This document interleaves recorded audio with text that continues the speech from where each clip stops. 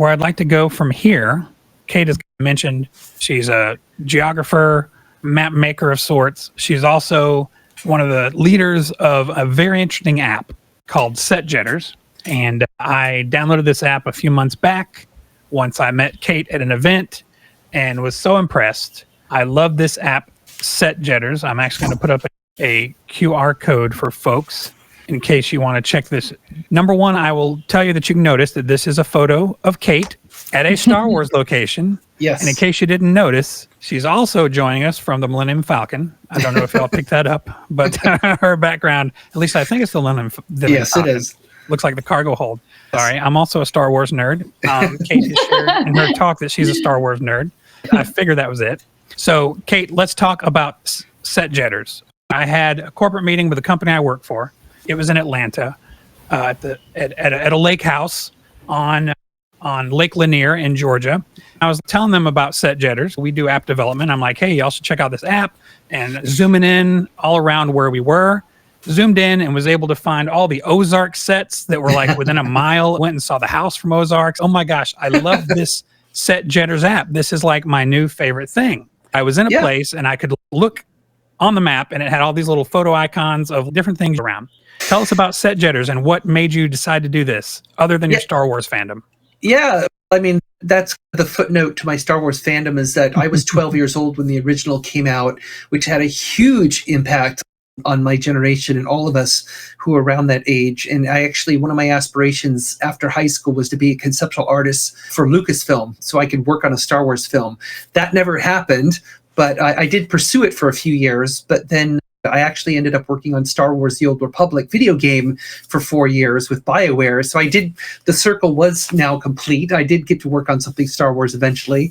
But SetJetters came about because I have been a lifelong film location nerd. I grew up in Southern California where you're just surrounded by filming locations everywhere. And I was such a huge fan of the show MASH. Well, I still am. But back when I was in high school, I actually, with one of my friends, we crashed the set of MASH while they were filming the last season of the show back in the summer of 1982 in Malibu Creek State Park, where they filmed the outdoor set. And so we crashed the set the day they were filming. And so they let us stay. We're just a couple of dumb high school kids. They took sympathy on us and let us stick around and watch the filming for the day. And we got to meet some of the other actors of the show. So it was like this magical experience. This thing that I love on the screen, I'm actually standing in the place where that becomes alive and becomes captured. And that kind of set off for me this real fascination with filming locations and set jetting as a hobby. So for all the travel I do, which is about 75% of the year, I'm out there somewhere in the world. A lot of times I spend time visiting filming locations. Like even this week, by the end of this week, I'll be in Dubrovnik to speak at the Reboot conference. But Dubrovnik, of course, is one of the key locations for Game of Thrones. And so I visited a lot of the filming locations for Game of Thrones there. So I've been doing this for decades, but then just shortly before COVID, so like late 2019, some of my colleagues approached me who I know from the film industry, and they had an idea for making a television series about filming locations, but which is actually something we're still working on. But then because of COVID, there wasn't going to be any filming being done of any kind. So they approached me and said, hey, you work in tech. Do you know anything about making an app? And I'm like, yes, I do. That was basically when I was brought into the project as a co-founder and the chief experience officer, because I was the one on the team out of us 5 founders who had been doing this activity for so long. Basically, I created the experience and have helped define what the user experience is for people who use this app. And we just wanted to facilitate and to essentially share the joy with people of film tourism and set jetting. And to me, what it's really about is creating that basically enabling the emotional connection that you feel between the media that you love and the place where it was filmed. Because as an example, when I was in Tunisia to speak a few years ago, I went to southern Tunisia where they filmed the original Star Wars. The Lars Homestead house, Luke Skywalker's house, is still there. Or I should say it's Uncle Owen's house, but whatever. But it's still there. And fans, every few years, they go there and they restore it because it is on a lake bed, so it does get eroded every once in a while. But when I first visited, it was like a religious experience because that film has meant so much to me and was so influential on my life that to be there in that place where they filmed that movie over 40 years ago, I was weak in the knees. I was tearing up because I could not believe that I was there. And that really is what it's about for a lot of people. And we've heard story after story of people who use the app and who are really into film tourism, where they tell us that the app is enabling them to connect in a way with the media that means so much to them. Plus, it's also just fun. It's fun to go because totally fun. For those that don't know, it's like a gamified experience. So you get badges for how many places you visit, and there's different things you can unlock. And it was a lot of fun. I had my 15-year-old with. I told him that place we're staying this weekend is where they filmed Ozarks. And he's like, Ozarks, what's that? And I'm like, oh my gosh, now we got to watch it. So I'm showing him. So it was a way for, even with my family, to get him engaged with the show that he would normally be interested in. Mm-hmm. But because of the proximity, let me say, I'm an old film buff. Didn't have cable growing up in the Atlanta area. Actually, my hometown is Jonesboro, Georgia. And if you know anything about the history of film, you know that Jonesboro, Georgia is the site of Margaret Mitchell's Tara, probably the largest film ever in the 1930s. Yes, it has racial overtones that are problematic for the time, pre-Jim Crow, all that.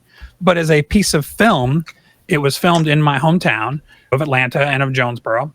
And so I noticed that a lot of your sites are, let's say, more modern. I didn't see a lot of classic golden age MGM. Yeah. But the cool thing about the app is you're able to contribute. And so being a Jonesboro boy, being for the person who is from Tara and Gone with the Wind, I'm definitely going to be, next time I'm in Jonesboro, I'm going to be submitting some awesome stuff. In fact, I reached out to a guy that does the Tara tour, and the Tara facade of the house is stored in a dairy barn near Atlanta. Anyway, I'm very connected to Gone with the Wind and the story because of my hometown. Awesome.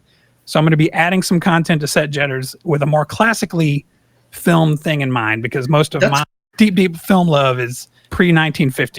Singing in the Rain, all that kind of stuff. While most of it was done on sound stages, there were some, like Gone with the Wind, that were just so spectacularly large that they had the budgets of modern epics, and they were actually filmed out on places. I think that's awesome because when we started the app, obviously we leaned into like big franchises just to brought up Marvel and Harry Potter and James Bond and all that kind of stuff.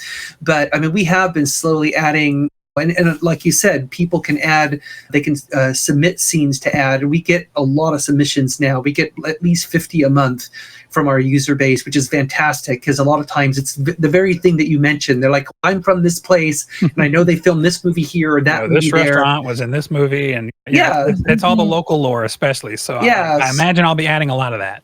But. Yeah, which is awesome because, and especially older films too, because I added all the scenes from Lawrence of Arabia because that's one of my favorite films. Great film. So, and I've been to some of the locations, but I mean, we're more and more adding older films as well as newer stuff, and also independent films too, because we're trying to cover everything eventually, not just all the big stuff. I definitely want to be a contributor, and I suggest everybody out there in the world download SetJetters. It is a great little piece of UI, UX, mapping awesomeness. You will not be disappointed. If you've never been a set tourist, which I didn't know was a thing until I met Kate, it never crossed my mind that it was a thing until I heard her tell her stories. I now want to go do that. I want to be a set tourist. But not only that, this app makes it easy. Like you just open up the map, it shows you, hey, within right here in your neighborhood, there's this, that, or the other. I was just amazed at all the stuff that was filmed around Atlanta that you all did capture because I happen to be in Atlanta. And of course, I'm in San Jose and Santa Cruz, and anywhere you go, you can find those little 3 or 4 places that are on the route. You can stop by lunch next to them and collect your badge and get a photo for your social media. Anyway, it's a lot of fun. I really appreciate you bringing it to the world. Yeah, thank you. I appreciate you sharing it with us today. And maybe we'll have to do a whole nother episode dedicated to SetJetters. That'd be fun. And I appreciate you coming today. Anything that you'd like to share with our audience or anything in kind of closing? Thank you so much for having me here. It's great to talk about these topics. Culturalization is, on the surface, it sounds easy, but as I think people have come to understand watching this, it's not necessarily a straightforward or easy process, but that's actually why I love it. And I love the work that I do because I am insatiably curious about so many things. And as I work on projects from project to project, I get to learn constantly from the other experts that I work hand in hand with to help make the content to be culturally compatible around the world as much as possible.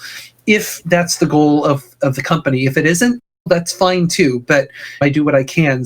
So I'm always happy to connect with people. If they want to connect with me on LinkedIn, if they have any follow-up questions, I'm more than happy to put a field QR other code on our questions. screen for Kate's LinkedIn. If you want to grab it, you can see it there. We'll also put links in the description, and Kate has promised to provide some other resources related to her conversation today. Not today, but maybe by next week. If you check the description on this video, especially on YouTube and some more other platforms, you should be able to see a bunch of cool links to Kate's work.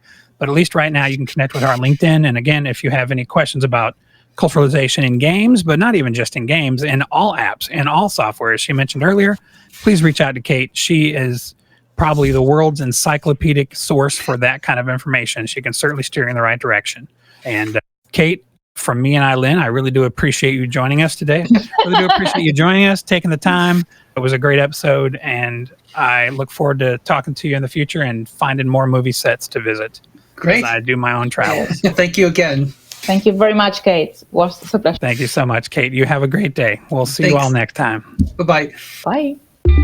Thank you for listening to the Elite Geeks Podcast. Elite Geeks Podcast. Produced by Roland Bow and Team V7. If you enjoyed this episode, let us know by leaving a comment, liking, and subscribing. Make sure to check out the website, elitegeeks.tech. elitegeeks.tech. And follow us on social media for updates and extras from the show.